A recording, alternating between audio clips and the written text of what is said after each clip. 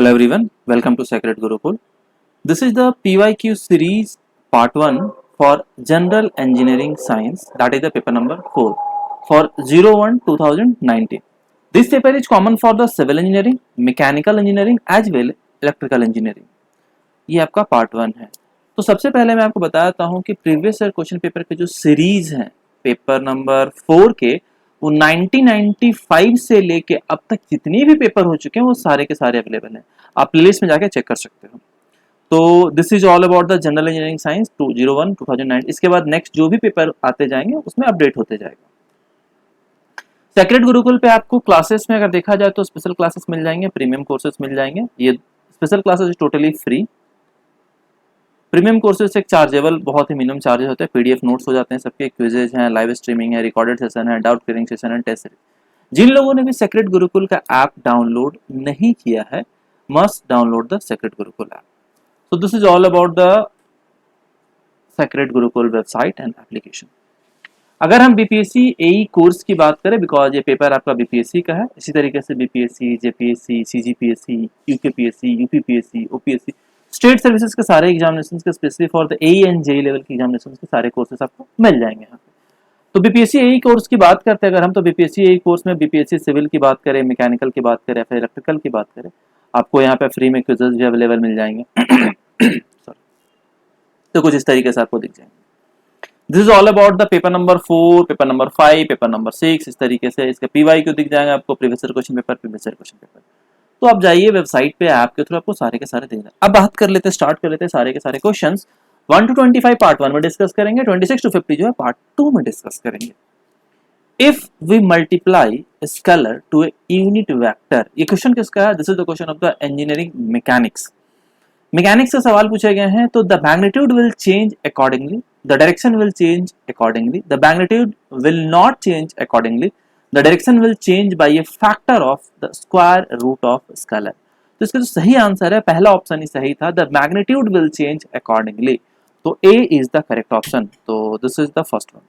Second question की बात करें, the tendency of rotation of the body along any axis is called what? Force, moment of couple, moment of inertia and torque. So that is the correct answer is torque. Second का जो answer है वो torque is the correct answer. Rotation of body along any axis, that is called torque. The algebraic sum of resolved part of a number of forces in a given direction is equal to the resolved part of their resultant in the same direction. This is as per the principle of balance of forces, resolution of forces या dependencies of forces. तो इसका जो सही answer है that is the resolution of forces. As per the principle of resolution of forces. This is the correct answer. तो आपका question number 3 का जो है बी जो है वो सही आंसर है. Equation of motion can be used for what? Straight line motion, curve motion only, motion along the circular path or all of the above.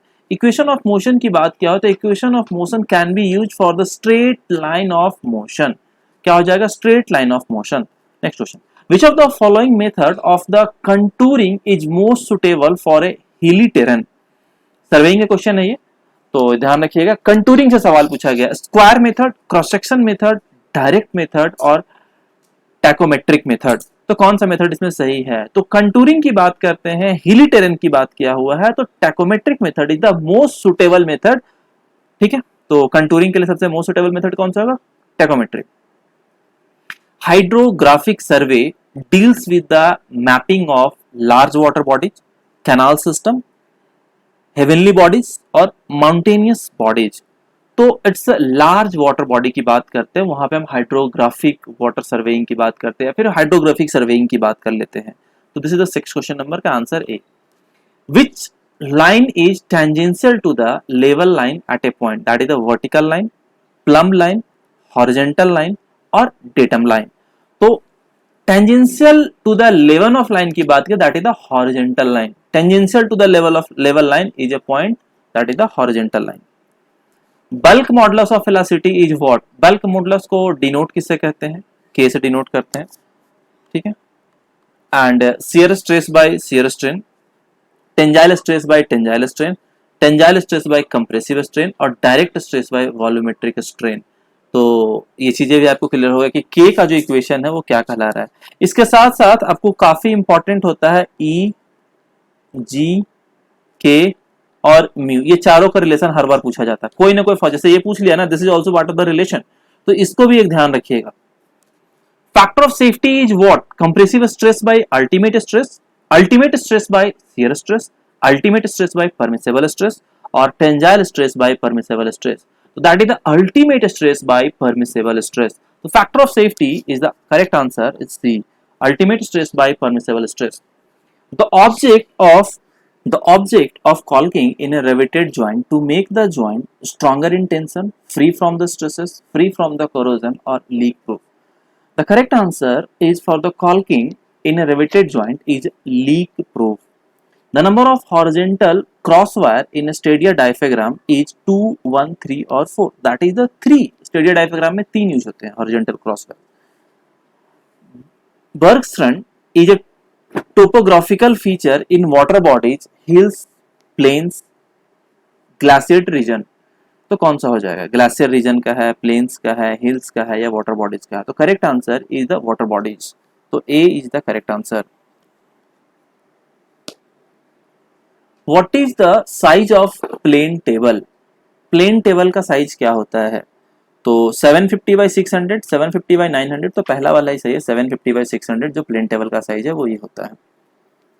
The lateral strain in is the ratio of deformation in area to the original area, the ratio of axial deformations to the original length, the strain at right angle to the direction of applied load, the ratio of length of a body to the tensile force applied on it. तो जो lateral strain क्या होता है, देखो stress और strain की बात details में हम करेंगे तो इसका चैप्टर पूरा का पूरा कंप्लीट एनालिसिस ही है। तो strain at the right angle to the direction of applied load that is called the lateral strain. Lateral strain क्या होता है, लॉन्गिट्यूडनल स्ट्रेन क्या होता है, स्ट्रेसेस के फॉर्म में कि लेटरल स्ट्रेस क्या होता है, लॉन्गिट्यूडनल स्ट्रेस क्या होता है। Marble is an example of sedimentary rock, metamorphic rock, igneous rock और एक्वाशियस रॉक। तो that is the option of a metamorphic rock. The principle of transmissibility is it states that the forces acting on the body is a sliding vector. It states that the forces acting on a body is a unit vector. It states that the forces acting on a body is a rolling vector. It states that the forces acting on a body is a wedging vector. तो transmissibility की बात करेंगे तो transmissibility के case में क्या होता है, that is the body is a sliding vector. It state that the forces acting on the body is a sliding vector. The first class brick should have a minimum crushing strength of 12.5, that is the answer is 10.5 Newton पर MM square. इस तरह के इसका brick के cases में strength पूछ लिया जाता है, वाटर एब्जॉर्प्शन पूछ लिया जाता है, फर्स्ट क्लास के लिए क्या होता है, सेकंड क्लास के लिए क्या होता है, सारे पैरामीटर्स इंपॉर्टेंट है। Excess of alumina in a clay, excess of alumina in a clay changes colour to the brick from red to yellow, makes the brick crack and warp, warp on drying, improve impermeability and durability of the brick, makes the brick brittle and weak. तो that the excess of alumina अगर हमारा clay में रहता है तो makes the brick crack and wrap on a drying। ठीक है, ये सारी चीजें डिस्कस कर रखा है एक एक point. The ultimate strength of a cement is provided by tricalcium silicate, dicalcium silicate, tricalcium aluminate and silica। Ultimate strength की बात करते हो that is the die calcium silicate. जो बॉक्स कंपाउंड होते हैं, बॉक्स कंपाउंड की बात कर रहे हैं हम यहाँ पे, 4 बॉक्स कंपाउंड होते हैं, यहाँ पे 3 ही दिए हुए हैं। The durability of concrete is proportional to water cement ratio, sand content, cement aggregate ratio, aggregate water ratio. So that is the cement aggregate ratio. The durability of a concrete is proportional to the cement aggregate ratio. If depth of water in an open channel is greater than the critical depth of the flow is called what? Turbulent flow, critical flow, tranquil flow और torrential flow। तो क्या हो जाएगा इसमें? तो if depth of the water in a open channel is greater than the critical depth, the flow is the torrential flow। याद रखिए, काफी इंपॉर्टेंट है। ओसीएफ का सवाल पूछा गया ये।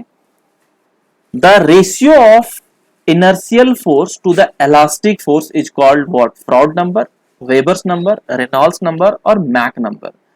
तो inertia force by elastic force की बात किया, inertia force by elastic force हमारा मैक नंबर हो जाएगा। Reynolds number is the ratio of inertial force to, क्या हो जाएगा?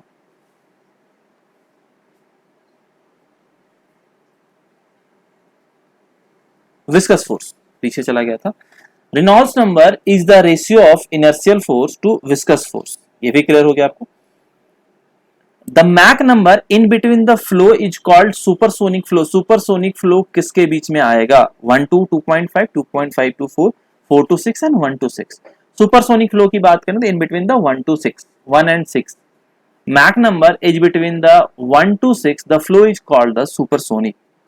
The first stage of large construction work is design, contract, conception and study and evaluation. The first stage की बात करते हैं,